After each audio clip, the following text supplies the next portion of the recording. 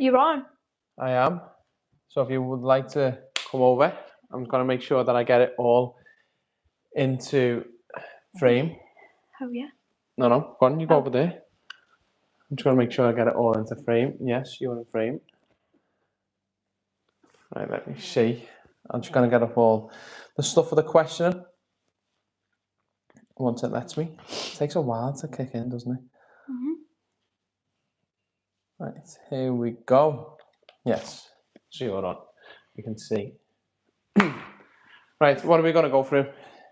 I think just what we typically buy every week Yeah. to help people with their own food shop. Yeah, I will actually come into frame now. I'm just looking for my water. Am I in? Yeah. A couple of seconds behind. It takes a bit of getting used to. There now. Right, so do we actually know exactly how much this was? It was £61, wasn't it? £61, yeah. I think that's the first thing that a lot of people think eating healthily is expensive, and actually it doesn't have to be. So this will probably last us. And bearing in mind we have breakfast, lunch and dinner at home, it probably lasts us about 5 days, do you think? Will it? Yeah. I think probably about 5 days. I would say that we probably, how much would you say we spend a week on foods? If we were to do an Aldi shop, this is where we got it from. I think Aldi is available in the US. I don't know whether it's the same pricing, but I think it's the same category. Yeah, it's definitely the cheapest shop in the UK. But I would say that we probably go twice a week and we'll top up this shop one more time. But we don't go to Aldi twice a week. We'll go to No. Aldi maybe once every couple of weeks. And then we go to M&S, Tesco, and all the other ones in between, which is why we spend so much money. Yes, but what I'm food. saying is that if you were to just go to Aldi, we would top this up one more time, and I think that we probably spend about £80 a week on shopping, which when you think about it, that we have breakfast, lunch, and dinner at home is not too bad. I wouldn't say. I don't think so. I mean, I don't even have a price comparison with McDonald's or Burger King, but I know obviously I don't even know. Happy Meals are probably £3-4 now, aren't they? Yeah. So I got Jess in today because when it comes to cooking, it's all good me going through all the science and all the other things, but you do the bulk of my healthy living for me in terms of preparing me food. We do work from home, so we are doing every meal, like you just said, breakfast, lunch and tea is all at home, which has its benefits and also has its drawbacks because you've got to cook every single meal. We've got to clean up after every single meal, and it becomes a pain because you just feel like you are constantly, well, you've got nothing in the fridge because you're constantly eating all the time, aren't you? Yeah. But this is the thing. So from this, we're going to go through what meals potentially you can have, what we get as a staple every single week, what do we get on a monthly basis where you don't really need to change it too much. Yeah. And then hopefully you will take something practical from it because, like we said, it isn't expensive to eat healthy. I mean, most people now will go and a crate of lagers, £10-15. And then if you're buying ciggies as well, they're 15-20 quid. And then you're buying vapes. Yeah. You know, just curb all that. And then you can get really good food, which we've started to eat. I always have to do that. That normally happens, by the way. Every single food shop that we do normally doesn't have its full amount when we come back. Blackberries have gone. What else has gone? I only had one blackberry. Okay, so from this, what do we normally get? You're going to do most of the speaking. So I think when you do your food shop, there was a couple of principles that I think I would take in with me. So one, I would do a shopping list because it's just easier to know what you're actually going in and buying. That means that it'll be cheaper as well because you're already going in with sort of an idea of what you want. I would never shop hungry. Like you've probably done it in the past where you've gone to the shops, you've been hungry. You buy literally the whole shop. Again, you'll buy things that are probably more higher in sugar and you'll buy snacks, stuff like that. So that would be the second thing. And then what I always do is I always go and choose my vegetables or my fibre first. So Lee's probably spoken a lot about this on his channel where he says to aim for 30 to 50 grams of fibre a day. So what I tend to do is I mix it up. So I'll try to buy like seasonally. So depending on whatever vegetables in season. So for instance, in the autumn/winter, it'll be like more root vegetables. So things like turnips, things like butternut squash. So I'll buy stuff like that. Obviously, as we're getting into the spring, and the summer, it's things like peas, tomatoes. I'm trying to think like peppers, stuff like that. They're all more in season. So that tends to be what I will do is shop seasonally. So this week I've actually got some Cavolo Nero, which is just a type of kale. I use this for breakfast as well as using it for dinners as well. So we will actually probably do it on the channel at one time, because I think our breakfast is probably a really easy breakfast to do, which gets a lot of your fibre in within the first meal of the day. But I've got kale, I got some sweet corn, because I do like sweet corn. I think it's a nice thing that you can add into your meals. We've got some peppers, I've got some tomatoes. Again, things like this, we go through phases where I like to now make sandwiches, or like at breakfast time I'll slice these up just raw, and I just think they add like a freshness to the meal. But I've got them. Then we've got some mushrooms, and then I've actually bought some stuff to make some juices. So I've bought some oranges, some celery, some apples, and then some blackberries. Now, what was I going to say? I don't know. Oh, and then we've got avocados. Oh, yeah. So that's all of the fibre. With those plant-based foods, you will be getting a lot of your nutrients within them. So a lot of your vitamins, a lot of your minerals are contained within those foods.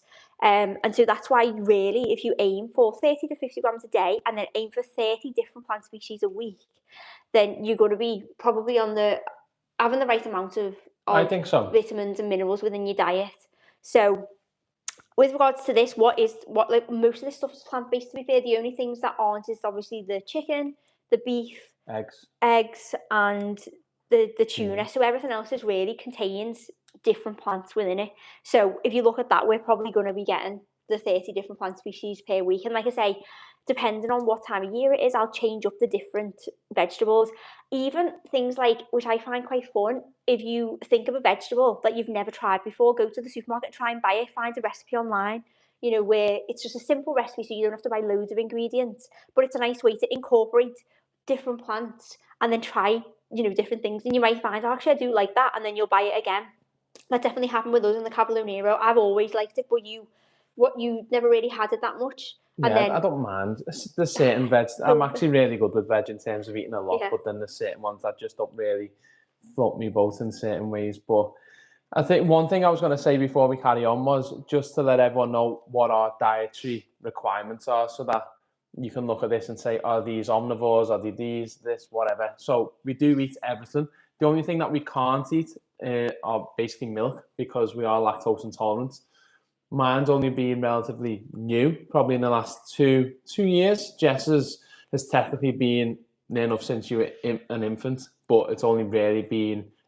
I've only adhered to it for the last couple of years. And then that's what we've stuck to. And that was a big thing for me, because most of my diet was milk. It was whey protein, 4 to 6 pints of semi-skimmed milk each day. But it comes with a lot of advantages as well, doesn't it? Because a lot of the confectionery that you find on holiday in certain shops are usually containing milk and butter. So that's one thing. So that is basically, you can have all these types of meals. It's just that, for example, where we have a breakfast, instead of having butter on it, we don't even have the vegan-based spread anymore, because it's more processed. So we just have hummus on it, for example. Obviously, that takes away the one thing I used to love having, which was a piece of toast of a night where it was hot butter melting into it. But I mean, and obviously you can still have that. It's just having it in moderation, which, having it every night is obviously not the most ideal thing. So I mean, for anyone else, it's fine, but I meant for us in terms of the lactose, we just have a bit of we'd have a bit of a conger and a colon, wouldn't we? Yeah. But yeah, so that's the first thing that I would always go for, because obviously when you go into a supermarket, the first place that you tend to go into is the fruit and vegetables. So I would say choose 5 vegetables or fruits that you actually think, oh, I do like them, and then build your meals around them, because that's good. You're going to be getting your fibre in, which most people are deficient in fibre. We'll come to protein next, but we obviously always are told to focus on that, which obviously is a good thing. But I think that most people actually are lacking in fibre rather than protein. So that's why I would always say choose your fibre first and then build your meal around that. So then that leads us on to the protein. So to be honest, we tend to just go for the same ones every week. I think that's one thing about us, is that we found foods that we actually do enjoy now. So we're quite boring in that sense, but we enjoy it, where we have the same meals over and over again. We always say that we're boring in that sense, and then a lot of people who do bodybuilding are the same way. They find the meals, but it's not boring. If you make it exciting, people just think it's all these bland foods, when in reality, the people that aren't boring and are not adhering to it are just doing these stupid diets anyway. But I don't think it's boring. No, it's not in the sense of like you say, we'll cook a different spices, different vegetables. So it's not, but it is like in that sense, it's the same thing that we do eat, but it's worked for us. Like I've lost a lot of weight over the last couple of years. My gut health has got a lot better, and so it's a formula that we have stuck with. And so again, it's about finding out what you enjoy and what works for you. So like you were saying, we follow a specific diet where we don't have lactose. You may be a vegan, and so some of this stuff may not be relevant to you, but it's finding out what you like, and then going with that. So firstly, like I say, focus on your fibre, and then it would be the protein. So for us today, we've bought some lean beef, mince, and then also some chicken. We've got some eggs there, and then we've got some canned tuna. Now, that tends to be what we get every week, really. Yeah. With the addition, sometimes I'll get some mackerel fillets because I love them, like with breakfast, or some salmon fillets. But we actually take an omega-3 supplement. So really the only reason as to why we would have those types of foods would be for our omega-3 intake. And when you're supplementing it, you don't need them. So we just tend to stick to this, and then at the odd time we'll get them.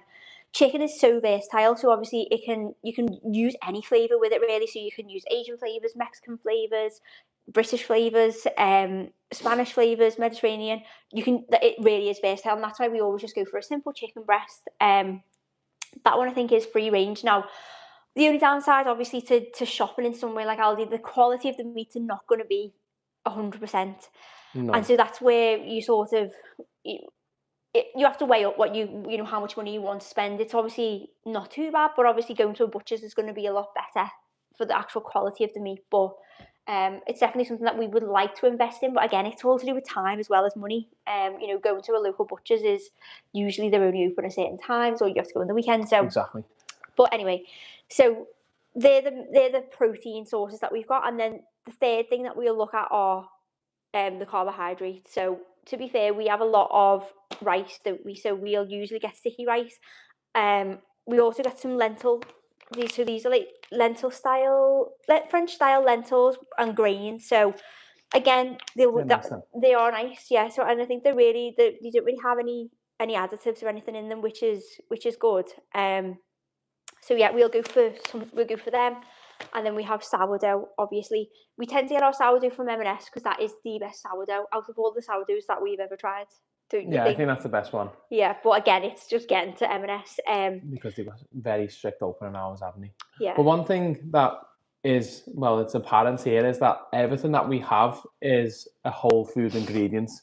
And that was one thing that, we used to adhere to, but we done the usual healthy diets where we would have maybe chicken sausages, and we would go for all these foods where they look okay and they've got all the right macro ingredients. However, when you actually break it down, they've got all these chemicals and ingredients in that really shouldn't be a part of it. And all the foods that we have here, I'm pretty sure, are basically what they should be. The mango is a mango. It shouldn't really have anything else attached to it. And that was a big change to our diet, I think.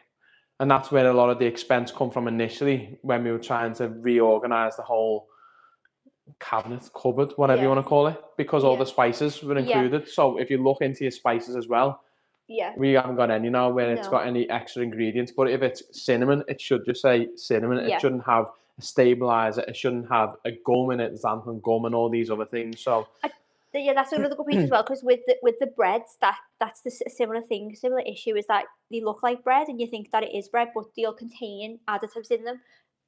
And you should only have 4 ingredients in bread, shouldn't you? One is flour, salt, yeast, and water. Yeah, so this one's actually, these ciabatta rolls from Aldi are one of the better ones to have alongside their dark rye sourdough.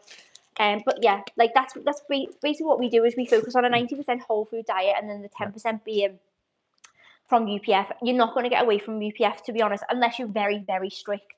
It just is everywhere. Like even these, I think, potentially have maybe something in them. No, actually, they're okay. But yeah, so I think that's been one of the biggest things for me, was changing to a whole food diet when it comes to my gut health. Like I used to suffer with IBS for years and years and years. I cut out dairy and then changed to this diet, and I haven't suffered since. I know that most of my family still suffer with it, and I'm saying to them, just change your diet to this, and honestly, it will help. I mean, my brother, for example, he is the worst for having dairy. Yeah. He's definitely got lactose intolerance. If you go for a meal with my brother, literally, you'll sit at a table, you'll have his main meal, which will normally have some sort of milk in it, and it's always guaranteed, isn't it? Within about 5 minutes, he will go to the toilet, no matter what restaurant we are in, he's gone. Yeah. But I was just going to say, someone actually commented on one of the videos I done from yesterday because I've been talking about certain things over the week, so reversing diabetes, B12 deficiencies, all these other things. And one of the comments come up yesterday, and it said basically about having a carnivore diet and that will improve your health. No, how would you put it?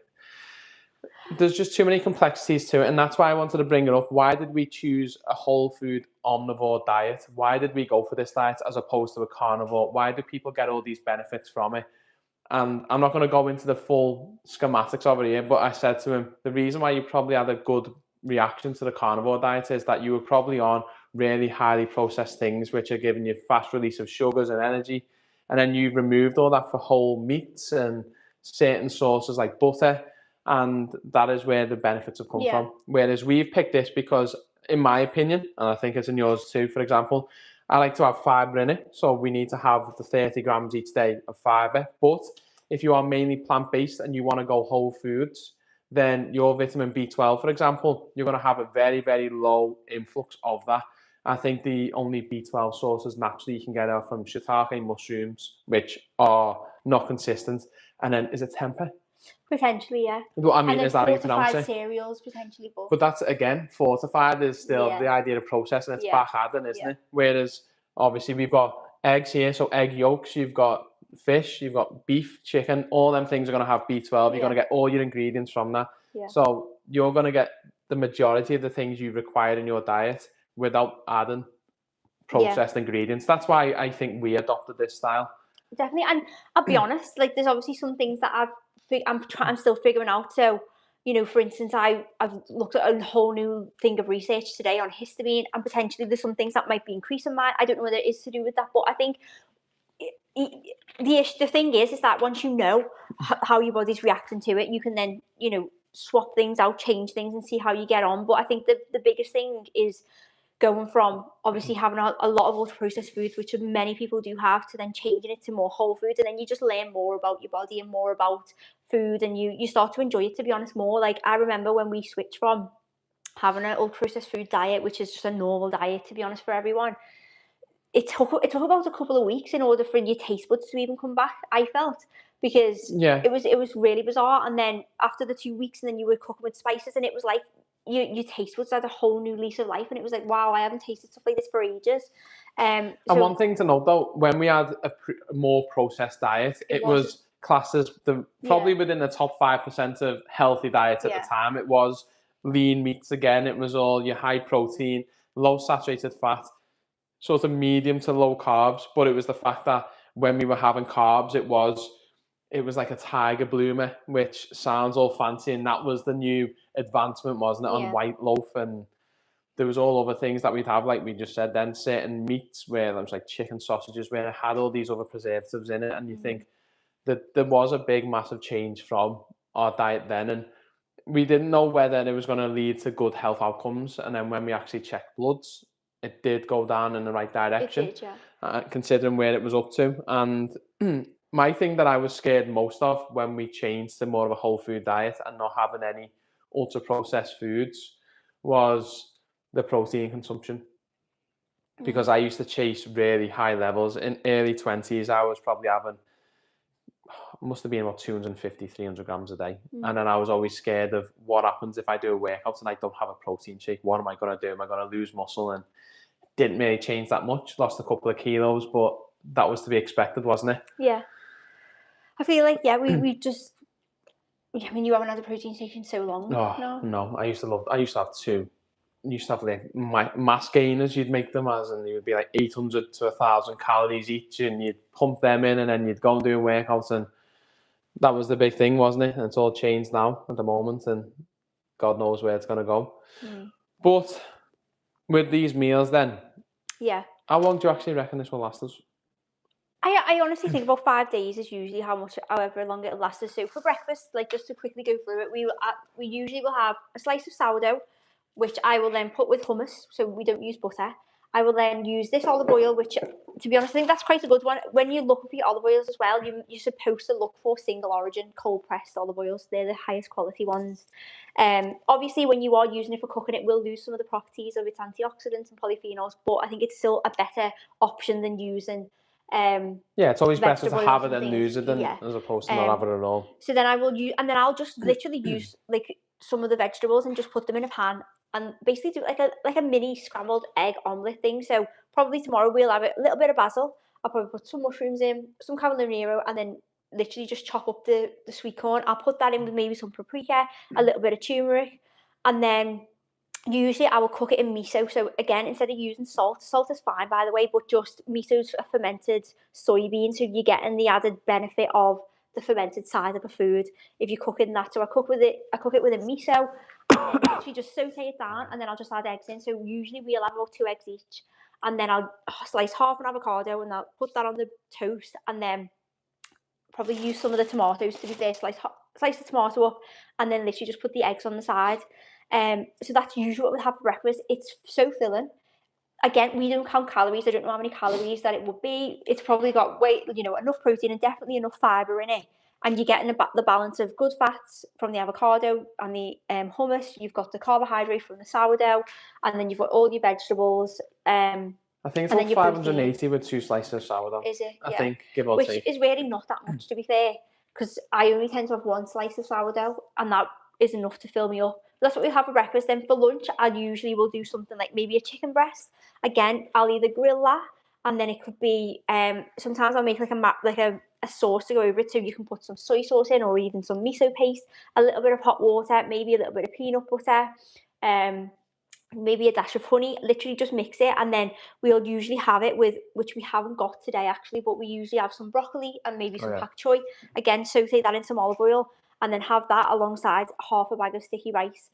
So that's what we'll have for lunch. And then dinner could potentially be some beef mince, and I'll do maybe a Mexican style. So you can cut some peppers up, maybe an onion, literally saute it in down with some paprika, maybe some cayenne pepper, some fresh garlic, fresh ginger. Again, we do use fresh garlic and fresh ginger rather than getting it in the What do you mean, like the lazy pot, you mean? Yeah, I just think it's nicer, and you know that it's fresh then. But cook it in that, and then again maybe have it with either these lentils or with half a bag of sticky rice again.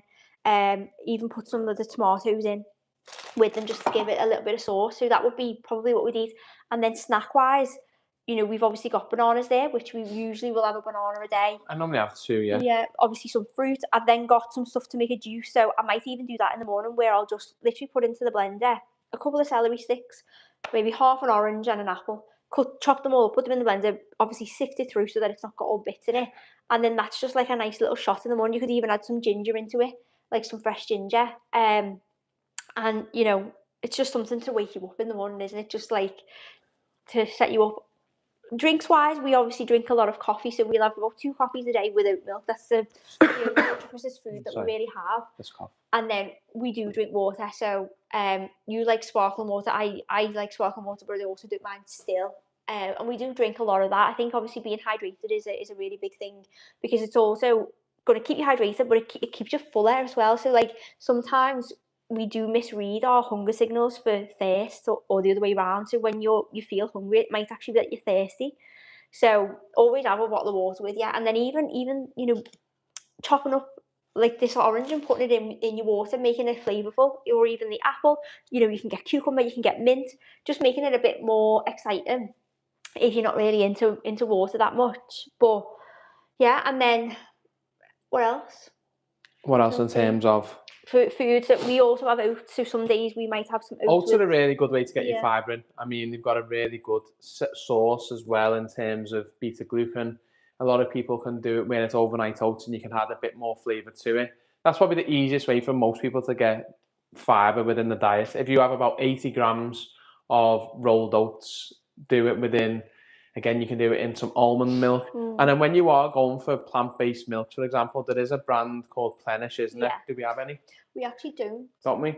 No. Let me have... no, I'm just going.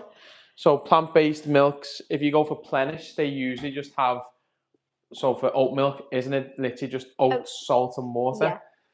doesn't have the same taste as Oatly because it'll have what does Oatly have in it? Rapeseed Rapeseed oil oil, yeah. obviously allows it to froth up when you're making a coffee with it. I don't actually look at it. Oh, and an acidity regulator. But you can add that into your oats, add a bit of peanut butter, almond butter, add your berries in the next day. That is the best way to probably get at least 10 grams of fibre into your diet. Yeah. And then there's minimal in terms of preparation for it. I say that as if I do it. I don't do much cooking. And when I do the cooking, there is a stark contrast between how the meal turns out. I'm not the worst cook, but where you'll make it more flamboyant and putting in like a rich sauce, I will literally just do it as it is. I know, because I'm even just thinking now, if you like things that are sweeter and you're going to have your oats, you could even use the blackberries, put them in a pan with a little bit of water in it, put the blackberries in, literally just stew it down with a little bit of sugar, and then you've made your own jam there. And then you could literally just put a little dollop of that on your oats, and it just makes it a bit sweeter. It's got a bit of fruit in it, but things like that, like where it's so easy to do, and it's better than buying it from a jar. Because obviously with all the jams and things, you can get obviously good jams, but they're probably going to be more expensive, and then you can make it yourself. And I find it really fun as well, especially if you've got kids, and you could do that and make it and put it in a little jar. And it's just so easy to do. But it's all things like that, isn't it? And I think obviously getting a cookbook, that's another way to be more inventive with what you're cooking. If you feel like, oh, actually, I don't have a clue, then that's always good. There's obviously a lot of people on YouTube who will do cook-alongs, and so yeah, I think for me it is exciting. I enjoy you enjoy cooking. You're creative. If there's not much left in the fridge and we've got to go shopping, like before this, you made breakfast today, and if I were to do the breakfast, you basically would have got a couple of eggs. Yeah. Whereas Jess can do a lot of things to it. But in terms of how to, we've had this ongoing cold, and it is still in the back of my throat, and hence I've been coughing a lot. But in terms of how to eat healthily throughout the week, it's not that hard. If you actually break down what Jessa just went through, then your breakfast is everything's general formulas. So your lunch and your tea basically overlap. You can just swap them. You can literally change chicken from your lunch and add beef in for your tea, and you've basically got the same thing. You'll have some form of veg, some form of carbohydrates if you want to have that. If you're on a carnivore diet, obviously that's not for you. You will obviously have a bit more meat. But you're just swapping a few things around, and it is just doing the same things each day, because then you can sort of rely on it. Yeah. Yes, do you need to keep so strict to it? No, and we aren't. So one morning we might have oats. The next day we'll probably have, more often than not, the breakfast that Jess has just laid out. But it's this idea of if you stick to general formulas, then it's not that bad. And people say, oh, why do you take so much time into it? It is a mere, how would you put it, investment in the comparison of what you can get out of it. I was also going to say, just as probably the last point before we go and actually make dinner, a lot of that stuff as well is preppable, and I think that's one of the biggest barriers that people face when it comes to eating healthily, is because if you're working, obviously you have to prep your meals, and if you don't, then you're probably going to go and buy something that's not as healthy from like Tesco or something. But with the breakfast with oats, literally if you just put oats into a container, you put milk literally to the top of it so it just covers the oats, and then you've got overnight oats then, so you don't even have to heat them up, and then you can literally take a banana into work with you, maybe a couple of blackberries or strawberries or whatever, and then you literally just put it in, and then you can have that as a cold overnight oat. Again, if you've got access to a microwave and work, then it's easy to just take a little sachet of oats with you. So I probably wouldn't get the sachets that sort of like the Quaker oat sachets, but if you just got a Ziploc bag, put your own oats in, just weigh it out, put it in there, and then it's easy to do. Take a banana with you, so that's easy. The egg one, I think you probably could prep that as well. Like the night before, you could probably just do everything that I said in a pan, and then just heat it up when you get to work, or even have it cold. Obviously, eggs are not going to be as nice cold, but it's easy to do. Or even just don't use the eggs. Maybe use tofu or something like that, and then you could literally just add that in, put it into the microwave, and then you've got yourself there. Like you could add even these lentils into it. Or this morning we actually had half a bag of rice. And again, I think a lot of people will think about breakfast and think, oh, well, it has to be something sweet, or it has to be a certain thing. It doesn't. Like, a lot of people there's places in the world, in South America, where people live till like they're 100. It's one of the blue zones, and they eat beans and rice for the breakfast every single day, and they're doing perfectly well. So I think getting away from actually like what you should be having for breakfast or lunch and dinner, you can have whatever you want. You're an adult now. That's But obviously a westernised thing, wasn't it? yeah, Cereal brands yeah, to but bring out. that's easy. And then again, like whatever you're having for your dinner, say tonight, you could then just make double it and then just take it into work with you tomorrow.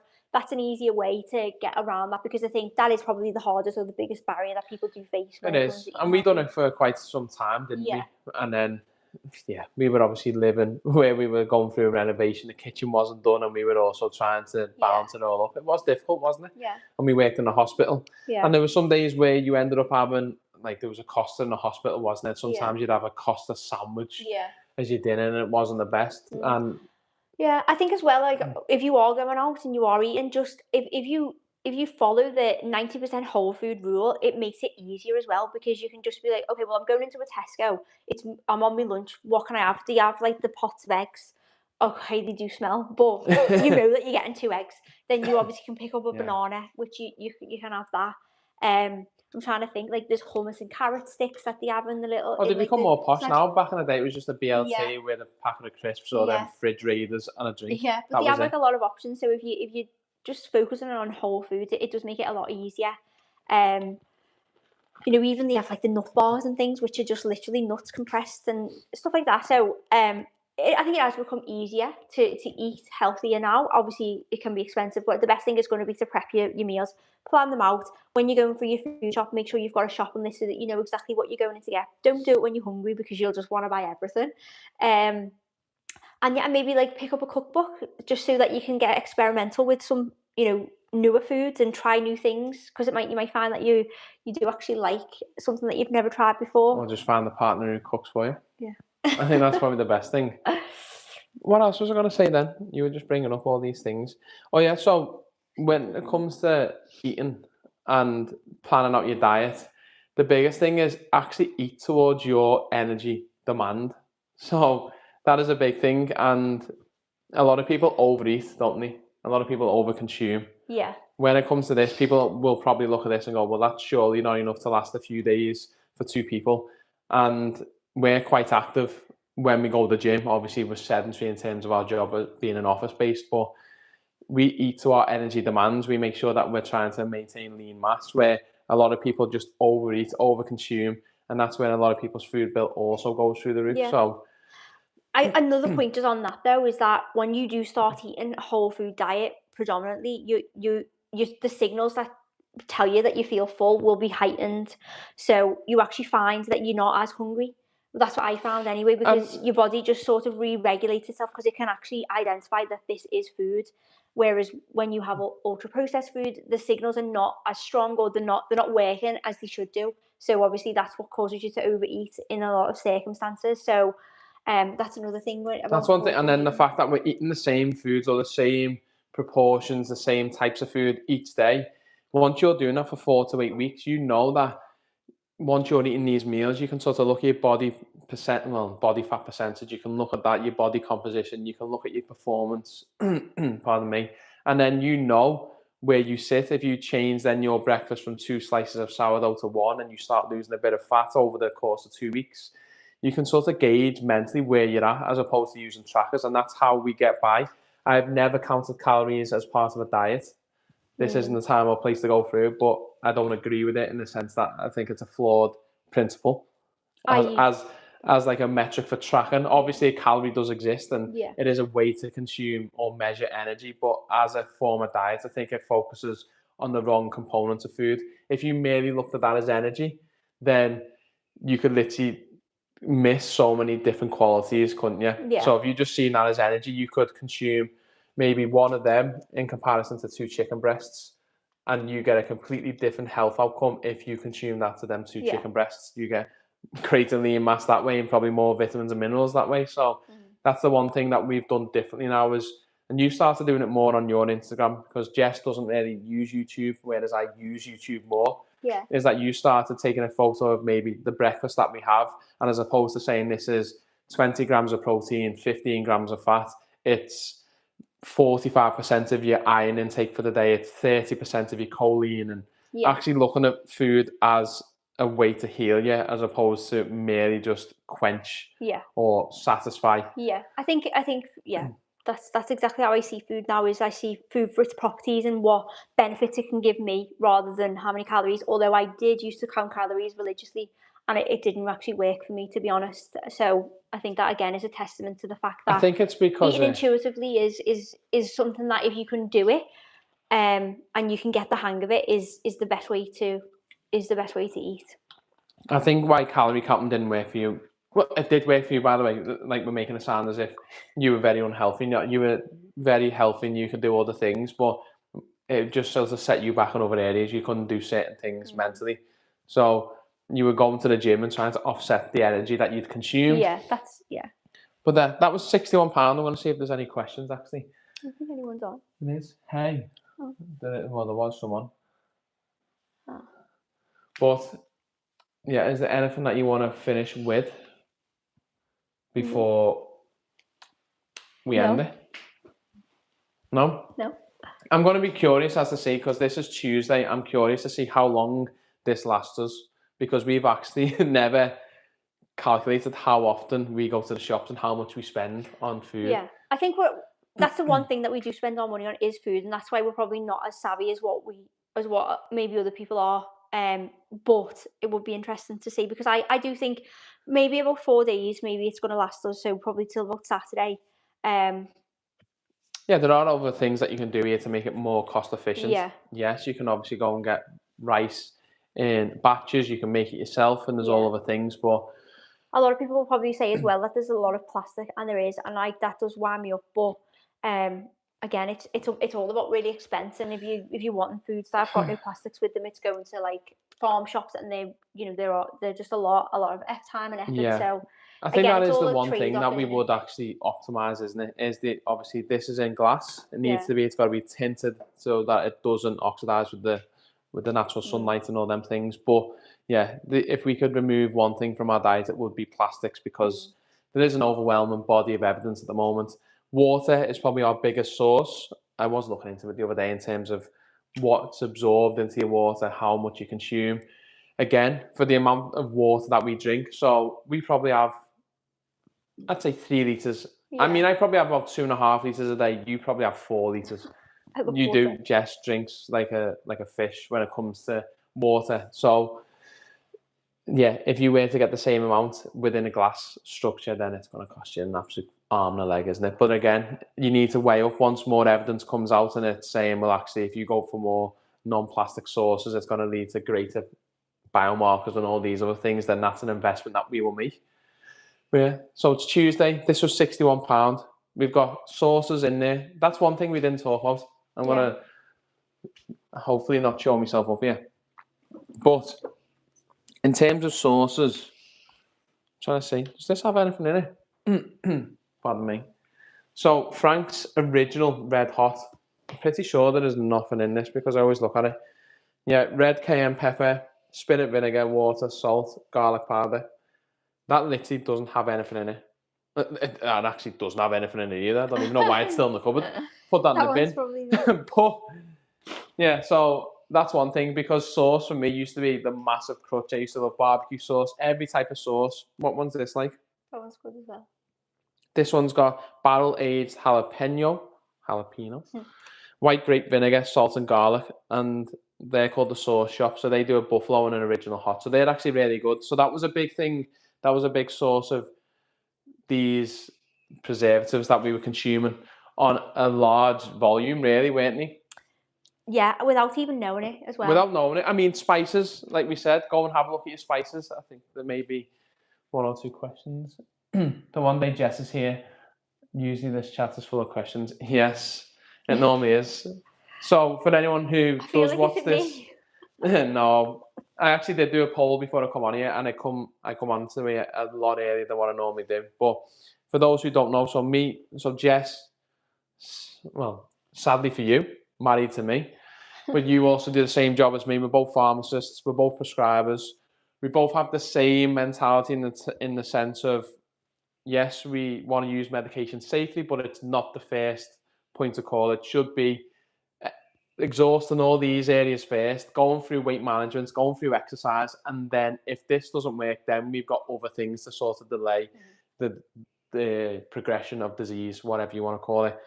But I don't even know where I was going there. Yeah, so that's like Jess's background, same as me, but she just obviously doesn't have a YouTube channel. So we're gonna do more and more on here. We're gonna do at the end of this month, we've got an online community where we are going to be doing weekly live streams, which is not led by us in the sense of we're choosing a topic. It's going to be by whoever it is in the community. They're going to pick the topic a few days beforehand. It could be anything. It could be HRT, it could be testosterone, could be vitamin D deficiency, whatever. We discuss it. We do 1 to 2 hours every single day. We'll put in there, again, little bits of information. It could be more anecdotal. It could be the fact that actually I've done more pull-ups this week and led to greater muscle mass growth and all these other things.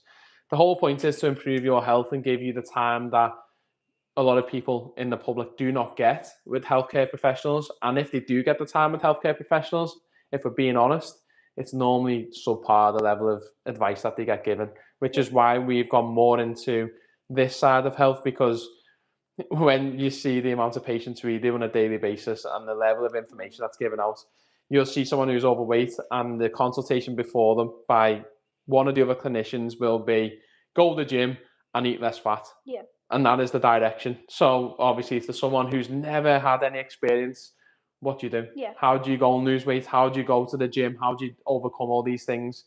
So that's why we started up YouTube and we're doing this online community. So that was just a general overview of who you are and what we're doing. But yeah, this is our biggest investment.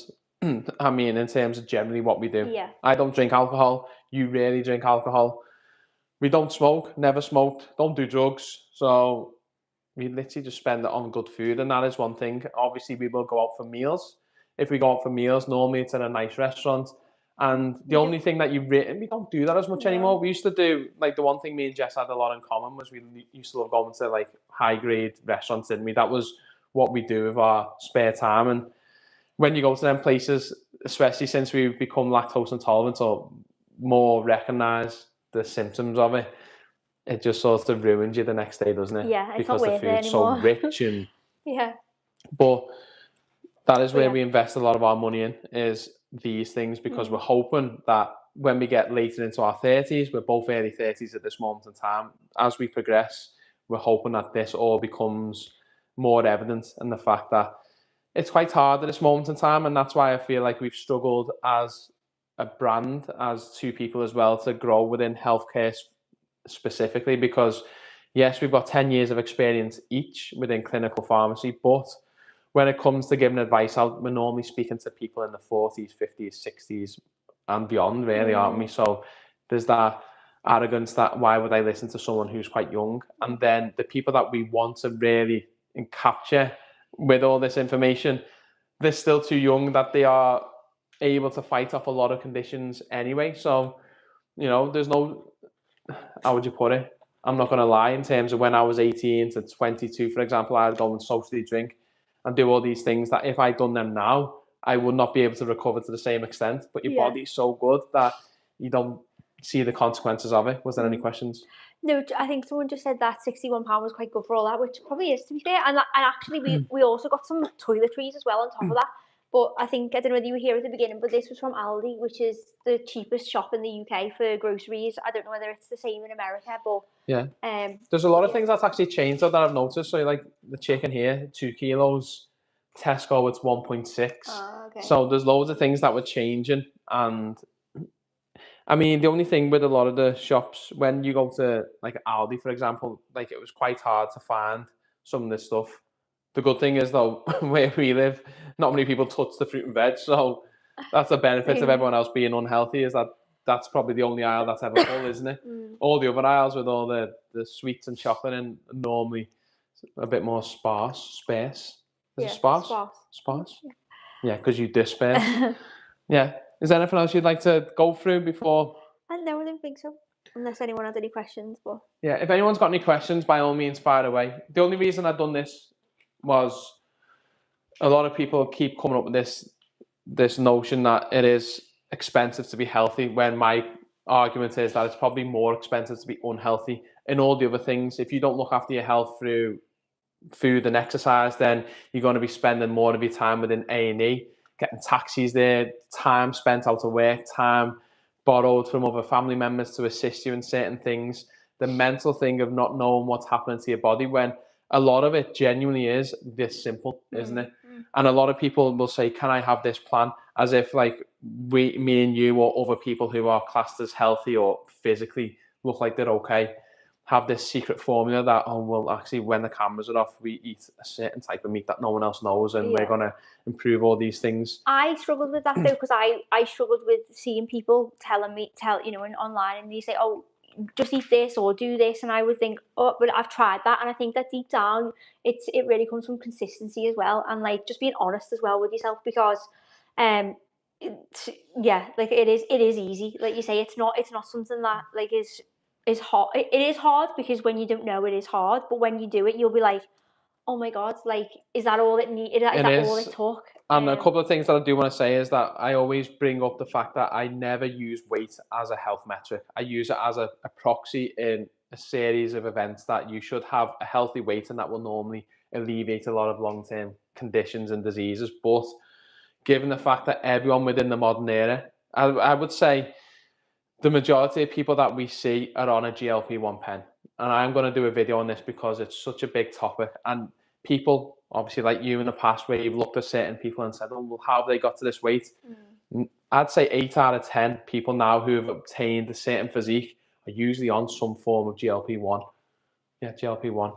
And it's sort of misleading. It's giving the wrong message for health. And yeah, I think I actually just on my Instagram today, I had a question about what my thoughts were on GLP-1, and I think my thoughts on GLP-1 is what my thoughts are on health in general, is that as soon as we get away from just purely thinking about aesthetics and we think about our health, that's when you'll see the biggest change, because like we were just saying before, you won't eat, say for instance, that chicken for the amount of calories it contains. You'll eat that chicken for the minerals or the vitamins that it contains. The same with the mushrooms. Like that's when when everything does change, is when you start putting your health first, and then everything else comes with that then. So the aesthetics, your mood, how good you look in clothes, all of that then comes with it once you've focused on health. Yeah, and we understand probably more than anyone that when you put a lot of effort into things, so for example, we do workouts every single day, we have a full-time job, we do all the other things alongside it, we make sure that we abstain from all the unhealthy things in life. And then you'll get people who take anabolic steroids, they take GLP-1 pens, they go through all these phases where they are essentially cheating to get to the physique. But then that's fine. Obviously, people can do their own thing. It's when they then go and, how would you put it? Not preach, but sort of market themselves as getting there naturally, and then sort of build an empire on the back of that. And that's where it becomes unethical for me, because when you're doing things, so for example, a bodybuilder, and you're using steroids and saying, oh, well, all you need to do is eat 10 breasts of chicken each day and go to the gym twice a day, and you will look like me. And when there's no chance in hell that you're ever going to get there, I think that is where the internet goes wrong. And that is what is hard for anyone, is because obviously you put all this work in and then you can't achieve the same levels without. And everyone is different, by the way. Everyone's obviously metabolism will be different, genetics are different. Yeah. And I think that obviously within the world of social media, it's hard to compare yourself to other people, but you have to be on your own journey. You have to focus on that, and focus, if that's what your goal is, on health, which I think it should be, because that's when you will see the biggest benefit, in my opinion. Yeah, there are a few questions there. Do you want to go through them? Yeah. I think that you'll probably get more comments with relation to that. Hi, just used to making the main teas and all. If there's a rule of thumb we should follow to consume less processed foods, I feel like most things are just more about process.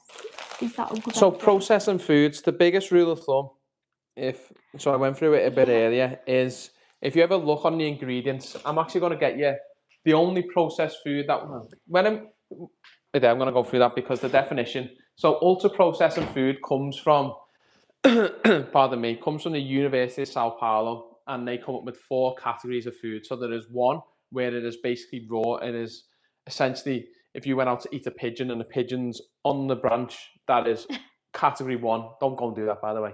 And number 4 is where you add all these pharmaceuticals. Well, can you carry on? Well, it's like yeah, so it's where they've sort of constructed the food, and then. Pardon me. took all of the chemical elements and then put them back together to make it look like something that you could eat. Yeah. When what happens is that when you actually do consume it, your body gets a bit confused as to what it is. So this is classed as category 4. This is the worst type of processing, and this is the only ultra processed food that we rarely consume. Because when I said processed before, when you take chicken, for example, and you cut it up and cook it, that is a form of processing, but it's not bad for your health, because without doing so, you wouldn't be able to digest it, you wouldn't be able to have a palatable experience. Whereas this, which I'll come up to the camera, I have this, and so do you, for lactose intolerance. If you look on the back here, you will see the ingredients. So what should be in oat milk is water, oats, and salt. However, you can see here there's acidity regulators, and then there are fortification of foods. And this is how a lot of vegans get a lot of their vitamin B12, for example, a lot of their B vitamins when it is not in their natural food. So that's an ultra processed food. Whereas, let's get a spice. Let's pick one. Cinnamon. Cinnamon's a good one, isn't it?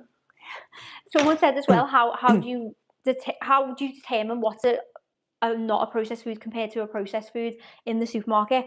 In the supermarket? Yeah. Oh yeah. But also, but yeah. that's like what you would do is you'd look on the back of the label, but also as a rule of thumb, like the vegetable aisles, they're probably going to be non-processed, and then your meat aisles. So all of like the refrigerated stuff, not everything, but I think there's like the first like 4 aisles within a supermarket usually is all the stuff that's fresh and whole foods. I would say it's all the stuff that's like at the back where you've got the bakery and the cereals and tinned foods. That's usually the realm where you're entering processing and you know. And then it also comes up with the questions of the pesticides and is fruit and veg the same quality as it was 20, 30 years ago?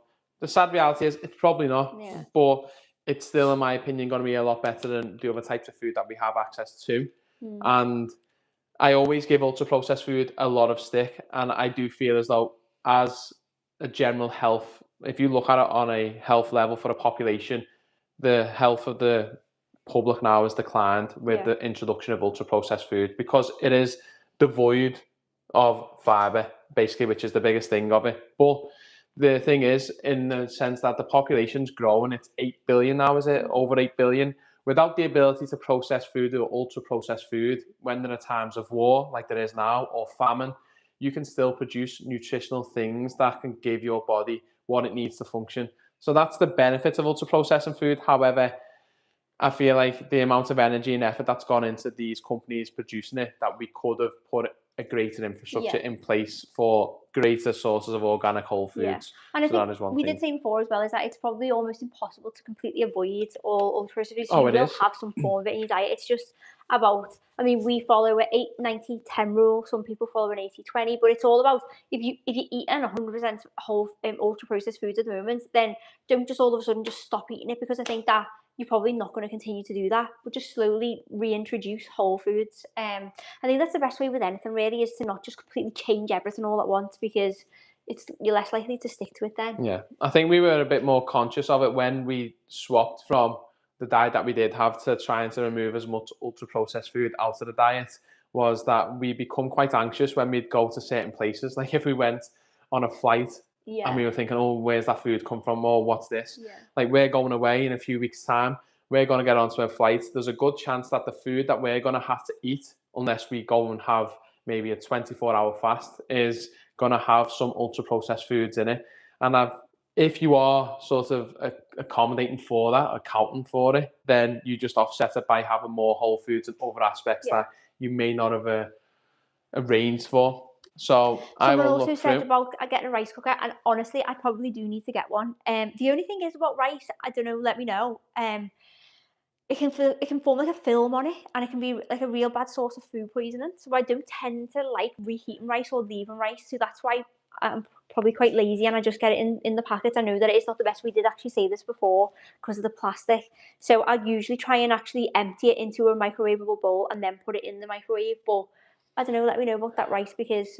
Yeah, it's because it has spores, isn't it? Yeah, it's got like certain types of spores. But a lot of people have... the rice cooker is... But that's how the Chinese do fried rice, isn't it? They have day-old aged rice, and then they recook it in. You've just obviously got to make sure. I'm telling you how to cook. You're the cook. I can't cook for anyone. So, super cheap.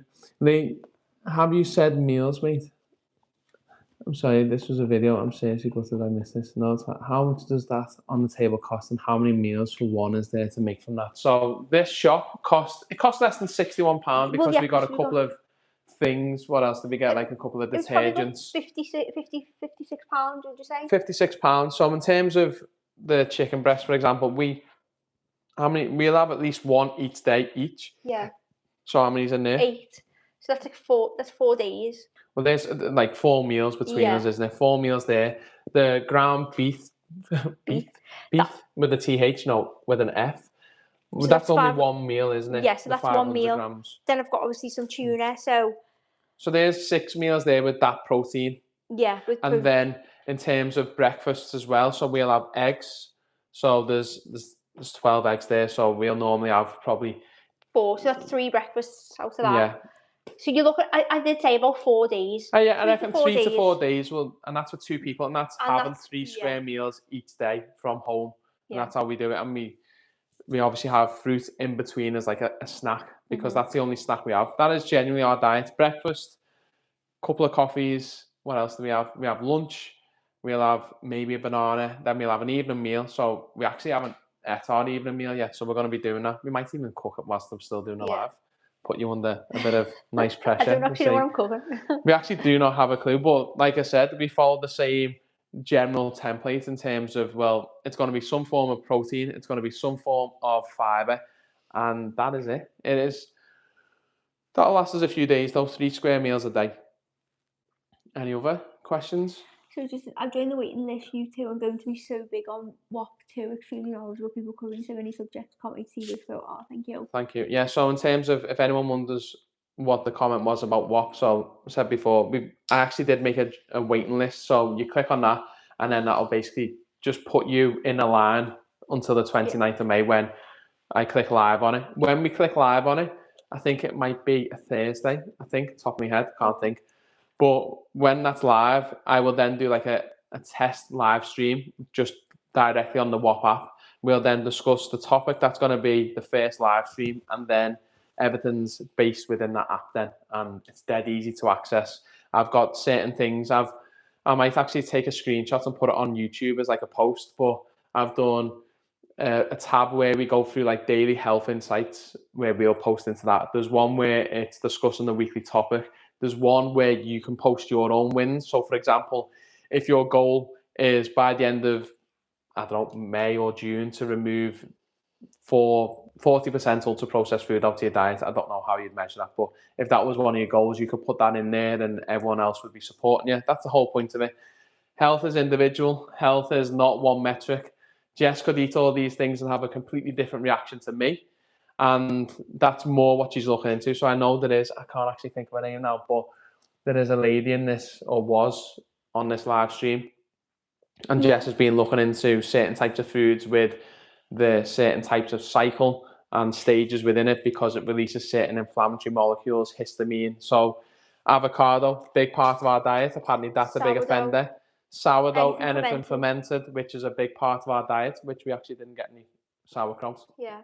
Or also, kimchi. I think, Liam, you were asking, is that bread healthy? So I was saying it earlier on that if you go to Aldi, is that where you shop? That is the best. That's the healthiest bread, because it really doesn't. It contains about 4 ingredients. So we always go for the ciabatta rolls, and then I think that one's okay. Like I said before, we actually don't tend to get the sourdough from Aldi. We usually get it from M&S, but that one's actually not that bad. And yeah, it doesn't really contain anything, just wheat flour, rye flour, water, wheat gluten, a little bit of molasses, so a bit of sugar and some salt. So it's not too bad. Obviously, cooking your bread yourself is going to be the best way to do it. But again, it's just buying all the gadgets, isn't it, to like make bread. And we've done that years ago when I used to live with my mum. And making a sourdough starter. Again, if anyone's ever done that, actually let me know. Because someone actually put a video up the other day. Did they? Yeah, a lad from Liverpool as well, actually. Quite easy. Bit of warm water, yeast starter kit, and then literally just a tensor every 2 hours. It, don't you, and stuff, every 2 hours. But the best place to actually go and get any baked goods in terms of breads, rolls, and all them things, again, it's expensive, But M&S normally has single ingredient And things where it's so nice. they'll have like an olive bread in there. So they'll have, instead of this chia batter, there's olive chia batter, isn't it? Then they'll have olive sourdough. They'll have certain types of baguettes. It's A all like lot of their freshly stuff baked is in fresh store as and it's well. not ultra processed. So that is your best place. But for example, I actually do not know how much this sourdough costs. How many grams is it? Okay, so it's the same weight. Wow, that's the same weight as the one in M&S. But this one, I'm guessing, is going to be half the price. The one in M&S costs £4.25. I'm just even thinking, to be fair, like just on the back of that, I don't even know if that's even real sourdough, to be honest. But again, it's just because we were in Aldi, so that's the one I do get because it's got the least amount of ingredients in it. But it's funny, literally less is more when it comes to food. That is probably the best way to look at it. Are you going to look, see if there's anything else? So, do you have your hummus on pita? Sometimes we do. We haven't actually got it, but again, pita is a bit of a hard one because sometimes that is got a lot of additives in. Again, you can make them now, and again, but anyway. Normally we just have hummus as a spread in place of butter because we're both lactose intolerant. So on our breakfast we'll have hummus on the sourdough. Other than that, we don't really like the things that, like I said, the things we used to love as a child and even as a teenager, having toast with hot butter. It's all gone. Yeah. That was the one thing I missed. So it just says, I'd be super interested to watch a women's health stream. We could definitely do that. Lee, when you go live, how will it work with payment? Okay, I'll go for that. Who's suggest that sourdough is 100% better. So, I mean, so sourdough is really using like ancient ways to make bread, which the reason why sourdough is usually better is because it contains lactobacillus, which is a bacteria that actually breaks down the sugars within sourdough. So you're getting less of a spike of sugar and then less of a spike of insulin. So that's why it's usually better. And then obviously because it's usually made by just using the raw ingredients for bread and it's not got any additives in it, that's why it's a food that your body can recognise. I think bread gets a really bad rap and people demonise bread. And I don't think we should do. If you eat it as part of a healthy, balanced diet and it is a bread that, like we say, is made from its ingredients, then it isn't bad. Obviously, everything in moderation. But yeah, as a rule of thumb, just like I say, them chia batter rolls, they're not too bad. They just contain wheat flour, water, and extra virgin olive oil. So, and then some yeast. So it's all about just looking at the ingredients in it. Other breads like Warburton's will contain preservatives and things that make them last a bit longer. So just be careful of that. And that's the advice. If you look on the back of an ingredient and you do not recognise what it is, there's a good chance that it's ultra processed. Going back to the question as well about the women's health live stream, yeah, we are definitely going to be doing that anyway. Something that Jess has taken more of an interest in. I've looked into it a bit more. I am not the best on women's health. I obviously can treat HRT deficiencies and all these things. I can do it to a decent level, but Jess is obviously going to do that more. Yeah. James said, so if one of you walked into the living room with an naughty cheeseburger, would you the question it? We're not that strict. I feel like we don't actually like it anymore, though. That's a weird thing about it, is that if you would have met me about 5 years ago, I loved a Mackey's. Like, especially after we'd been out, we used to, we didn't go out that much, but I used to love going to a Mackey's. Now, the thought of it actually makes me feel sick, and I think it's because whenever you eat healthy, your body, I think the chemicals in your brain just change. They do change a lot. I mean, from the age of 18, I basically cut out all the bad things. You were always a lot stricter than I was, but I used to love stuff. I just don't enjoy it. And even after a night out, even if I went drinking, I've never had a takeaway on a night out because I'd come back and I'd have a cup of tea and 2 pieces of toast because I'd know the next morning, within 3-4 hours, I would be up working out. But yeah, in terms of if you come in, I mean, we don't stock, that is the best rule as well. Do not have it within your house. So we don't have anything. If we showed you the fridge and the cupboards, there is literally nothing in there that would send you. I mean, the only thing that we've got that's technically bad are dates within there, fresh medjool dates. But they've got, I want to say like 4 grams of fiber in each date. So they're actually healthy, but they've just got a big spike in sugar. So we don't have it in there to do it. But we normally encourage each other anyway. If like someone might have said, oh, do you fancy doing this? Or do you fancy having something that's a bit sweeter? We'll probably discourage it, to be honest. We are pretty... I think it's just, honestly, I just don't feel good after I've had it. Like, the thought of it might be good at the time, and then when we do, I'm like, oh, I just don't enjoy it, to be honest. And that is the honest truth, like, from someone who literally loved like Mackies and like takeaways and things. I just don't enjoy it anymore. Yeah, but Do- I've been like that for a while. Since I was 18, I basically cut them all out. So the best part of, well, coming up to 14 years. And the only reason I waited until I was 18 was because I went on a lad's holiday to Malaga, and it was the only food that Malaga and then no Malia and then Magaluf, and it was the only place where I could actually eat food was McDonald's. yeah. Let me just have a look. So, Josh, you might remember, but when I first saw Lee live during the gym session, you made an amazing looking meal. It was mince. I can't remember. I can't remember what that was. It probably Yeah, was just I mince and remember. sticky rice. But I'll It was probably a, it I'll was make. a fajita bowl, I think. What kind of oil do you cook with? So you This one, cook with we actually got it from Costco, didn't we? Yeah. So I was It's actually on the more expensive end, yeah, I was but saying that does last before. So quite a while. obviously, extra virgin olive oil is usually only for dressings. However, we do use it to cook with. The reason being is because I think it still is better than, in my opinion, than cooking with things like vegetable oils. Whenever you're looking for an extra virgin olive oil, you're supposed to look for a single origin. So some of them are, I like they'll take them from different places and then put all the olives together. Whereas if you're looking for a single origin one that is cold pressed, that's going to be the best quality. So it'll contain all the properties of the antioxidants and the polyphenols. So that's what we cook with. Again, you said we got it from Costco. And then Um, normally we put it in the cupboard so that it's definitely not getting interaction with light, because as you can see, it's a tinted bottle. how long does it take to fully change your diet? So Depends on how you want to go about it and what your level of relapse is going to be. If you want to change it, you can obviously do it straight away. But in my opinion, you would have a bad reaction in the sense that if you went and adopted the same diet as us, again, I don't know what your baseline is, but there's a good chance that you'll probably be on the toilet a lot because the protein will be through the roof for you and all the fiber might be a bit too much. So in terms of how you would go about it, I think the best place to start is pick one meal and maybe adapt that meal for 1 week, would you say? I think so, yeah. Pick your breakfast, pick your least involved meal. So if your breakfast is the shortest or smallest meal of the day, then go for that, and then maybe change it to overnight oats with some almond butter and all these other things. So you can still make it interesting. It's not like you have to completely remove flavor. Our food has completely been enhanced since we've gone for this type of diet, and I prefer food much more now than obviously when family members come over, and they've actually become used to it now in terms of the breakfast, haven't they? But when they first come over and we'd have kimchi on it and all these other things, but that's the best way, I think. Change one of your meals for a week, see how you react, and then slowly come into the other meals. Okay, then. Would you say that? Yeah, I think so. I think definitely don't change everything all at once. Not only because you're going to get side effects from like the fiber intake, but I think as well as you're more likely to adhere to it if you just slowly introduce these foods.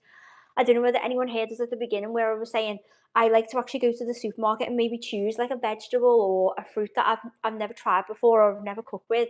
Find a recipe online, just a simple recipe, and then cook with that fruit or that vegetable that week, just so that you keep it interesting as well. And then you can slowly introduce then different foods and different things into your diet. But I think we did say at the beginning as well that I always go for my vegetables and my fruit first, so that's all the fiber. So I'll choose like 5 different ones that I know that we enjoy. I'll choose them first, then I'll go on to the protein. So like we say, we usually go for chicken breast because they're really versatile, and then usually mince, maybe some tuna. Sometimes we'll go for salmon or mackerel, and then so they're like quite consistent. But with chicken, for instance, you could do a Mexican style meal, you can do Chinese, you can do English, you can do Mediterranean. Like it really can take on any flavour. So that's why we use that. But then turkey is a similar type of meat to that as well. And then we'll go on to the carbohydrates. So like your breads, your rices, lentils, pasta we have sometimes. But yeah, I think doing that, and then obviously having a good spice cupboard as well.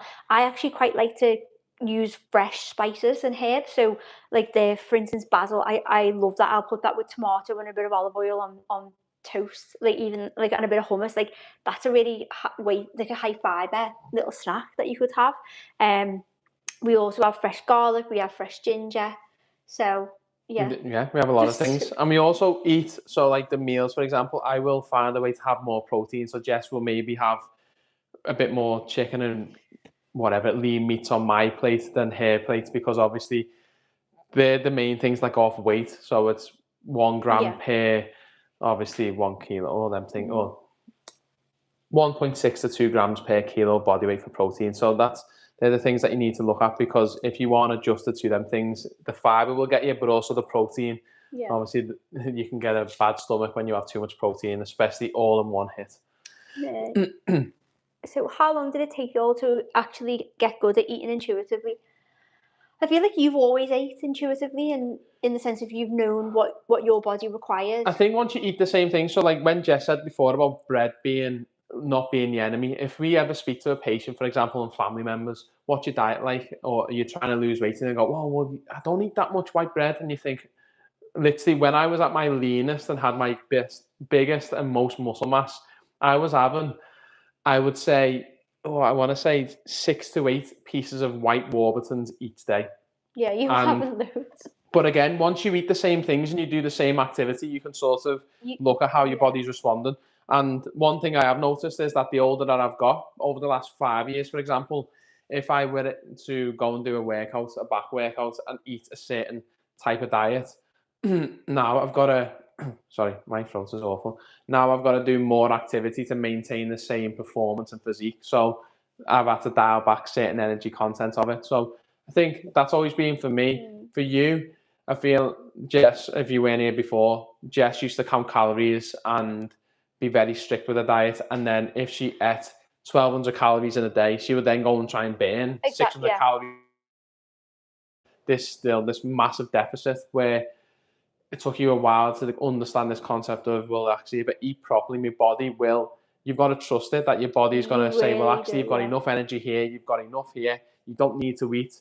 And that is the biggest thing with having whole foods, is that, in my opinion, and what we've actually looked at anecdotally, is that it does tell you the right levels of hunger at the right time. Yeah. I think my biggest issue was that, like you say, I used to really restrict myself. So I would think 1,200 calories was enough, and then it gets to the weekend, and then I'd have double that in it, because I'd be that hungry from the week, and then I would go and do a workout where I wasn't building any muscle mass at all. I was literally just going in to see how much sweat can I actually produce, to be honest. And so it was that was the things that changed for me, was when I actually started eating to fuel myself for health, rather than because I wanted to be skinny or I wanted to fit into a certain dress, and then train because I actually enjoyed it as well.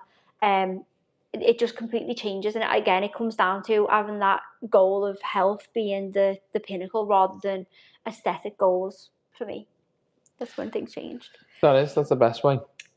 What is the Mediterranean diet? Why is it doctor's gold standard choice? I think it's just because it contains a lot of foods it's a lot of whole foods. So if you think about a Mediterranean style diet, it's olive oils, it's lean meats, fish, it's a lot of vegetables, fruits. I think that obviously it is a good diet to have. There's a lot of places as well in the Mediterranean that are called blue zones. So there's one in Greece and there's one in Italy, where people are living to old age. And so that's why they thought, well, why is that? And the diet obviously has a big part to play within that. That's why it's the gold standard, isn't it? They have very good life expectancies. They always seem to have good functionality as well. Even if they got to 80 years old, they're normally functional, as opposed to the average 70, 80-year-old person within the UK. They're normally dysfunctional by the age of 50, from what we see. So that's probably why it's a gold standard. And then the fact that it's got so many. A lot of people actually say it's got a lot of lean meats. It actually doesn't have as much meat in it as what we think. It's more legumes and all these other things, isn't it? Which is why I always have that argument against the carnivore diet, is that these societies, again, each individual society will have its benefits, but that's why I think having fibre is a good way to go. Orange Warburtons is elite. No, you used to get not orange, it was I used to get the orange. Thick one? Yeah, that was in the orange. Oh, was it? Well, they changed it, didn't they? But there was the mega thick one. I used to have 6 to 8 pieces of that each day. I mean, when I was early days in university, when I was the strongest I'd ever been and the least body fat, I was having, by 9 o'clock, I would have had a full English, some porridge with banana. I would have had a mass gainer shake for about 800 to 1,000 calories. This was all before 9 o'clock. I used to eat so much, but then the biggest thing that Jess brought up before is, once you build up a lot of muscle mass, again, it's metabolically active. really You can changes. sit down. I use the same analogy every time. You go and get a gallon of petrol and you put that into a Bentley that's a 6 litre and go and put it into a Peugeot, which is a 1 litre. Just get them to do the same speed. Which one's going to run out of fuel first? And it's going to be the Bentley because it's just got a higher need. It's got a higher capacity. And that is the same with muscle mass. If you've got more muscle mass in comparison to fat, then you are going to just be burning it when you are sitting there doing not a lot.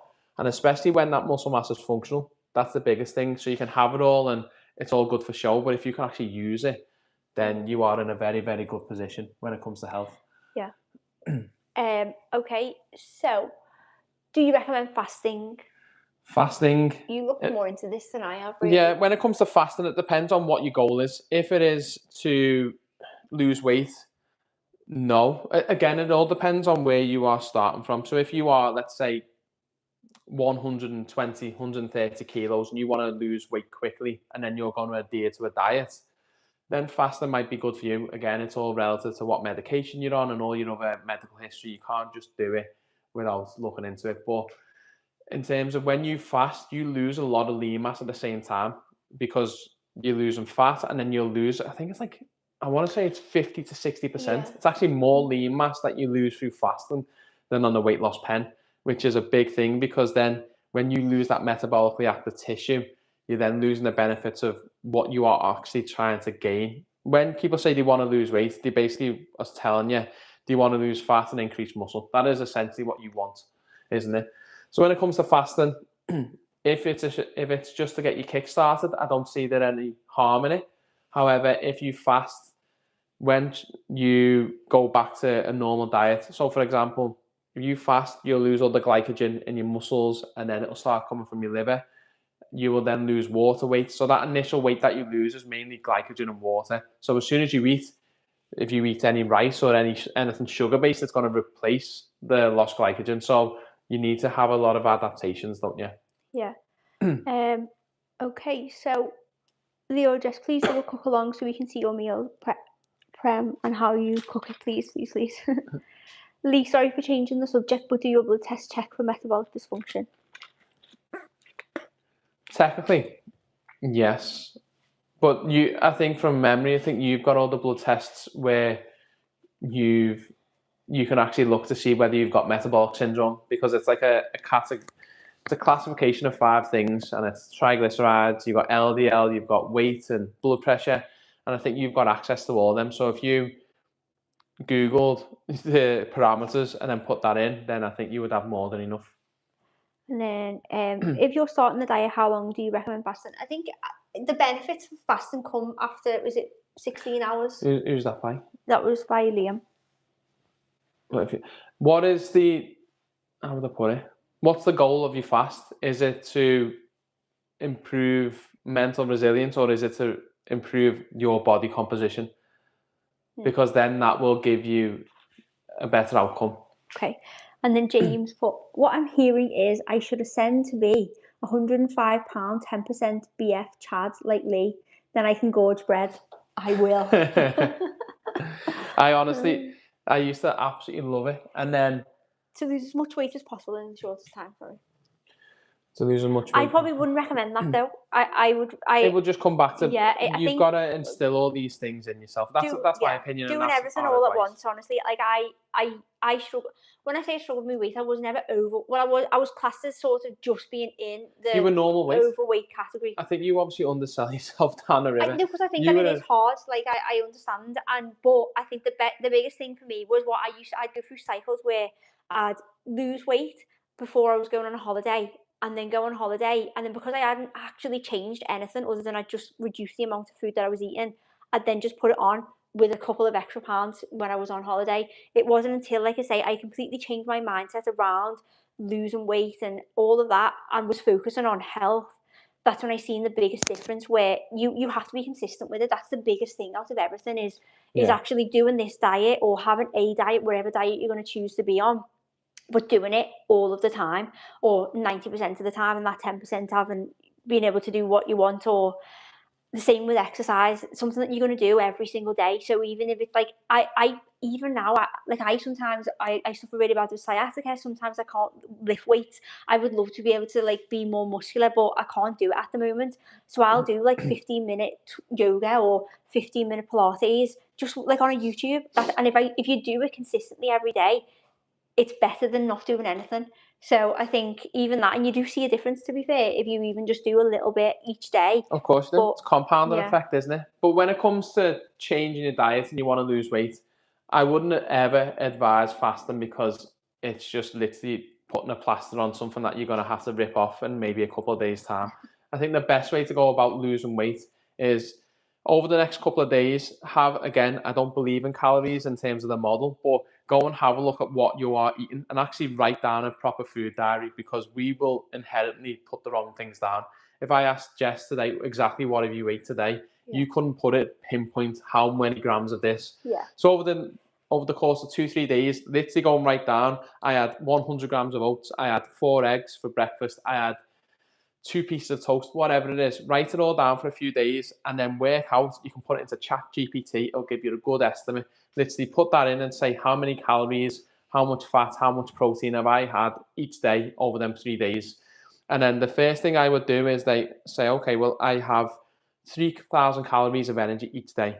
I'm going to take them 3,000 calories and still have the same amount of energy, but maybe instead of having a chicken goujon, I'm going to use a chicken breast. And then instead of having, I don't know, random carbohydrates, or let's say instead of having like a pita bread with all the processing in, I might change it to a ciabatta. So you're still having the same energy, but you're introducing all proper foods.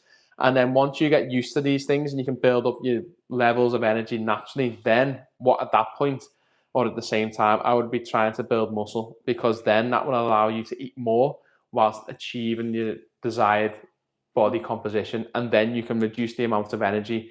And then the biggest thing comes is that you stick to it. So when we go away, so we went to Vegas not too long ago, we went to Dubai not too long ago again. When we go to these places, we still resist the temptation to have all these things and adhere to the same types of diet that we have at home, because it's so ingrained in us now that you know what to do. And if we don't get the right food, I mean, we just fast for a bit. yeah, That's the only time I would advise fasting, is that if you can't get proper food and you know you're going to get proper food later on in the day, maybe abstain from it, because normally if you are overweight and you're obese, whatever it is, you've normally got enough energy to carry it over for at least 24 hours. That's what I would say. yeah. Pardon me. As well, Liam, just about what you're saying you're eating today, I also like there were certain things that for like I really enjoy. So I love toast and Marmite on toast. I used to love that for some reason. But like instead of having, well, I still will have that. It's just that I changed the bread that I had. So I'll now have a piece of sourdough, which is a lot smaller.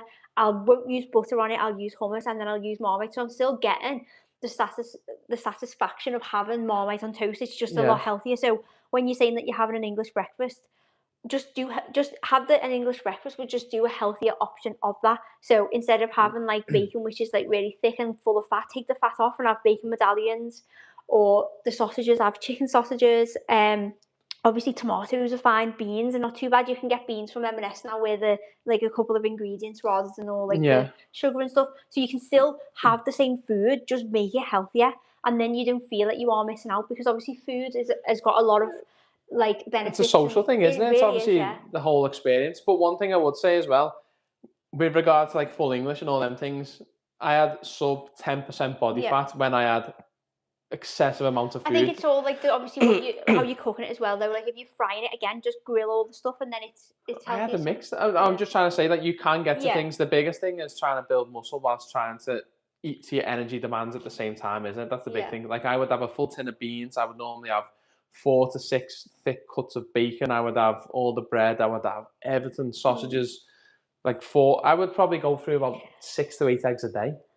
They're other things. Would you say poor diet is a mental addiction? The food is addictive. Yeah, the food is. That's how it's made, isn't it? So if you have, once you have sourdough, for example, I mean, that's probably not the best example, but if you get a proper loaf of sourdough or you go and get a baguette, the first thing that people notice is that when you're trying to cut it or chew it, it's quite hard. It's an actual process that you've got to go through. Whereas if you have Warburton's bread, for example, it's so soft, it's easy to digest. And they're the things that make ultra-processed food so easy, is that it's just the texture of it, and then the energy can just go straight through undetected. That is a very oversimplistic view, but you know when you're eating a sourdough that you've had to consume energy and you've had to expend energy, and it's a long process, whereas you can literally lob a piece of toasted Warburton's down your mouth in no time. Yeah, I think that's the big, like, honestly, changing from, it sounds really like stupid, but changing from ultra-processed food to whole food, you will see a huge difference. I personally did. Like, I did have a big appetite years ago. I used to be known in my family as like the bin, where like I would literally eat anything, though I really was. Now it's crazy to me. And my cousin was saying it to me the other day. She was saying she feels like, oh, I can't stop eating, but it's because you're eating the wrong types of foods where they are addictive. Like, it literally changes the chemistry of your brain, where it's saying we need to eat more because your body doesn't realise that it's actually got enough energy. Whereas when you eat this, your brain knows exactly what it is. It can recognise it, and it's completely changed my life. That's why it's a multi-billion-dollar corporation or industry is ultra-processed food, because you have the ability to manipulate brain chemistry. That is basically it. But once you go back to normal, it does become better. What are you laughing at? No, James, talking ourselves into nipping out for a midnight loaf of Warburton's here. I used to absolutely love that. The thing I hated about Warburton's was when they actually changed the size of the slices then, and you had to go to mega thick. Was it then Robinson's? Or Roberts, I think it was. One thing as well, when you are trying to adhere to a diet and you want to improve body composition, do not eat late at night. So we're going to be doing it tonight. I mean, we're going to be... I'm not even hungry anymore. I'd like a cup of tea though, but... Are we not having any food? No, we probably will, because we haven't eaten. Go on. We can cook whilst you're still on. I didn't want to have them. Do you want a blackberry? Do you know what? Again, I'll have a blackberry. I mean, we could have eggs and sourdough, couldn't you? Yeah, probably. Again, so in terms of... So we've had breakfast, we've had lunch, but then, again, it's late. You're sort of balancing what should you eat, how much should you eat. As long as you get some form of protein in there, fibre from obviously the rice sourdough, and then the spices that go into it. Probably the best outcome from this. Also, the fact that I didn't have to put any of the shopping away, which is a good one. But what else was I going to say? Yeah, no, I used to absolutely love them things. My addiction is sugar. I love donuts. Yeah, I mean, sugar is highly addictive, and that's where they get you. Again, like I said, it's a multi-billion-dollar corporation. They're going to do everything that they can do to manipulate you in any way possible. You've obviously, once you acknowledge it, then it's just a case of no pressure. Thank you. Yeah, so this is probably the best angle to film from, isn't it? But our fridge is literally, it would be classed as boring. If you ever went on like MTV Cribs and you had to do our fridge, it would be just loads of water, lean meats, and the odd bit of oat milk. That is literally it. There's not much in it, is there? No. But let's see. Any other questions? Anything? By all means, fire away. So this is just a one-off, or is this more of a permanent thing they both use? I mean, we're in a bit of a dilemma in terms of what to do. So with me and Jess using YouTube, and I keep looking at, we've got a laptop there with the questions on, so I'll try and look at the camera a bit more. But the company that we set up, obviously BioLite, is both me and Jess. But when I've been doing the live streams and I've been setting up the online community, it has been mainly through me, sort of being heading it, really, hasn't it? Mm-hmm. But then we were wondering whether people would prefer it to be a duo where we both come in, and that's what we wanted to test tonight. Because, like I said, Jess has got more. We've both got different outlooks on health and medicine, so you can get two different perspectives. Mine's probably more of a brutal, pragmatic approach, whereas Jess includes a bit more emotion with the way that she practices. So that's the benefit. Obviously, Jess is a specialist now, or specialising within women's health. I probably do more cardiology and probably going to delve a bit more into men's health. So we wanted to see what it was like here, depending on what the feedback is. And then if that's the case, Jess is going to be a part of the live stream. The difference being is that when we go to WAP at the end of the month, it's going to be protected time, like I keep saying. So it's not like, oh, we're just going to come on sporadically. It will be every Tuesday or every Wednesday, 7 till 9 at night, whatever it is that we agree on. And I'm sort of in two minds because I also want to grow YouTube by doing these things because it allows us to grow and get more of a message out to other people, doesn't it? So the priority is the private community at the end of the month, and Jess will be a part of that, won't you? Yeah. That's what you want to do, isn't it? Yeah. So Jess will be a part of that community, and we'll be doing the live streams, doing the daily things, and should be insightful, exciting. And then I'm probably going to do more of the YouTube on my own and try and get Jess on wherever we can. So there's the miso as well, by the way. So this is what I use instead of Yeah, you can show that. salt, even though salt's not I'm actually showing up. Get it in Tesco, this one. If you can see it. I'm only doing like eggs on toast. Literally, eggs. When it comes to eggs as well, years ago, cholesterol, there's fear that cholesterol from eggs. When you actually look at the evidence, you don't absorb that much cholesterol from your diet, even in eggs. So you normally absorb about 20% of your blood levels of cholesterol from your diet. So it's more depicted by carbohydrate levels and saturated fat. Eggs have got so much in them. I was looking at them the other day. It's like a superfood. Yeah. Absolute superfood. So let me have a quick look at some of these comments, by the way. Love getting a big multi-pack of sparkling water from Costco when I go to. Mm-hmm. Yeah. So that is one thing I need to get because I went to Tesco and Tesco is a lot more expensive when it comes to sparkling water. Cancelled out by the £1.50 hot dog. I've actually never had, because when I started going to Costco, obviously I was on this, I'm not going to say health kick because it's just basically been my life, but I was always on this. So I never had a hot dog from Costco.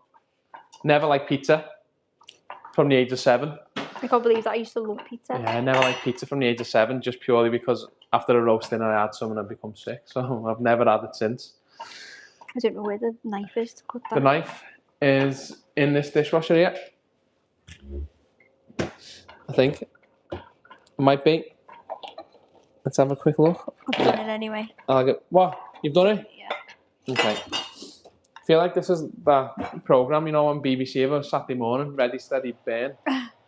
It would be Ready, Steady, Burn if it was me anyway.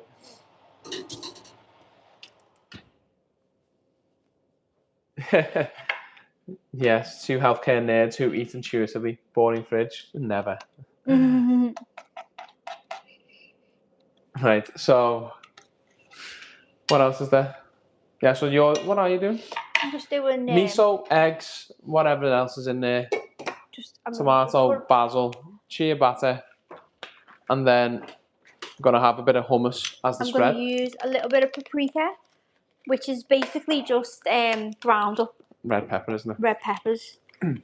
And then some turmeric. Like we said at the very beginning, no, that was the one thing that shocked us when we were going down this whole food approach, no extra ingredients. We actually looked at the spices and some of them ended up having so much in them. Yeah. They're all fine because we ended up binning half the cupboard, didn't we? So yeah, that is that. Yeah. But if I were to make it, it would just be a bog standard. What was that? Making a cup of tea as well. Making a cup of tea. That is one thing that I actually do miss by... No, actually we've got lactose milk, haven't we? Yeah. You don't want that, do you? No, thank you. Lactose milk. I'm actually still not convinced that it's actually that good at being lactose free, by the way. But we will make... Ow. Sorry. Right, so you want a cup of tea? I'll make a cup of tea. I'll have a bit of almond milk in mine, please.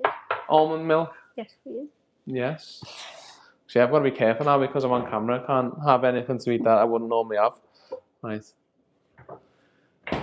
This is the reason why.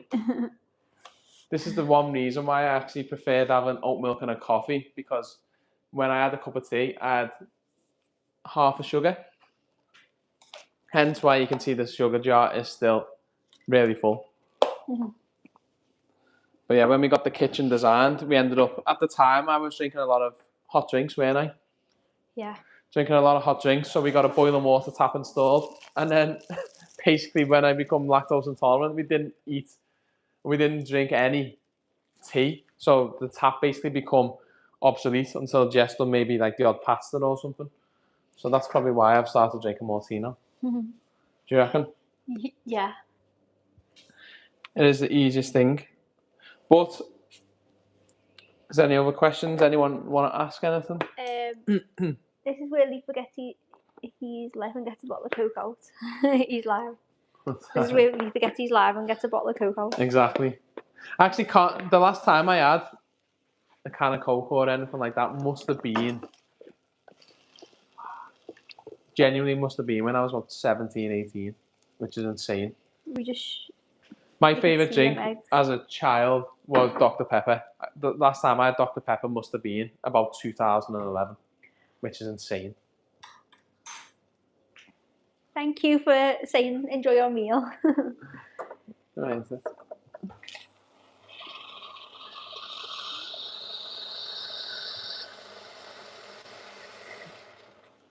I think we'll wait until the end product and then... Yeah.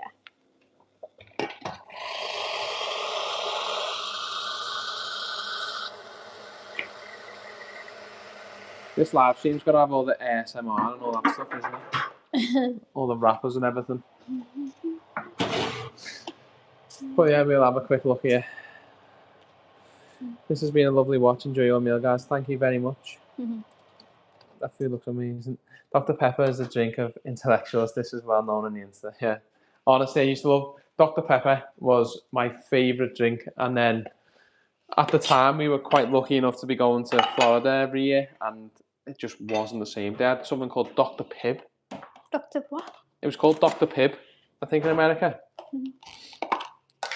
The one thing about America that I loved at the time, though, was in every restaurant, it was like, I don't think it was like an American law, but all soda was refillable. Wow. So no matter where you went, once you bought one like soft drink, it was all refillable in the restaurant. So that was obviously a big change when we come back home. So yeah, that is... I mean, this is an example again of where we're not that strict with it. So it's not our usual meal. It's not our usual bedtime. Our usual meal time, is it? But nope. We've still stuck with it. In terms of exercise today, did you do yoga and Pilates? Yeah, I did. Because again, I'm really struggling with sciatica, like really bad at the moment. So I've done 15 minutes yoga and then 15 minutes Pilates. And then I ended up doing about a 40-minute leg workout, mainly based on the Smith machine. So there was actually quite a few hard things on that to do. That actually looked really good. That's only because the cameras are out, by the way. I'm only joking. Yeah. Right. But yeah, so we've done exercise today. And then if I hadn't have done exercise, then I probably would have thought twice about having this meal now, because it would have been a case of, did I need it? And that's the biggest thing, is you just got to take each day as it comes and have a rough idea. But if something isn't meeting that plan, then you need to sort of reevaluate, would you say? Yeah. Ooh. You've obviously put that like as a sandwich. And then that's... Yeah, no, you keep... It's going to be a couple of seconds behind. It's better with your nails. Mine is not the best. And then I'll literally just have that as a sandwich. Yeah. So, oh yeah, that's good, looks like. Lee, please add this exact meal in the diet plan. Well, there's 5 people watching now. So like I said, this one was just more of a one-off in terms of YouTube, in terms of us doing a live stream. I'm still trying to do the live streams as much as possible, even when we've got the community. However, it won't be the same video. It'll be something completely different because obviously that's the whole point of being in that place. If you are interested, Jess will be a part of it. Now that we've sort of, you're probably going to take over it anyway. I'm probably the worst person on it. So no, Lee's the one who looks at all the science. He loves it. I like it, but I like to be practical as well. And I think I'm more of like I can empathise with people like more. I lack a lot of empathy. I think that is one. You do have empathy. I do have empathy, but I do lack it. And I'm sort of more of a case of if you need to do something, do it. And I think that's where it doesn't sit right with a lot of people, because I will actually just go and do something if I'm saying I'm going to do it. But I think it's good to have both sides. Yeah. If it does interest you, obviously Jess is going to have a look if there's any more comments. But if it does interest you, on the community tab, there is a waiting list thing. If it doesn't interest you, that is fine. Obviously, you don't know who I am. You don't know who Jess is, and why you're going to pay each month to be a part of something that you don't really want to. That's fine. And we will still be doing videos on YouTube, because the whole point is to try and provide as much value as we can. It's just that gives you an added layer in terms of more interaction, more questions, more personalisation. That is it. Yeah. So Leah's the shut up and do it. I'm the please shut up and do it. Yeah. Well, thanks guys for watching. Yeah. I hope that it was good. It was your idea. Good idea. Show actually what we preach, essentially, in terms of how accessible it is. But yeah, thank you very much for watching, and we will hopefully see you later on, maybe this week.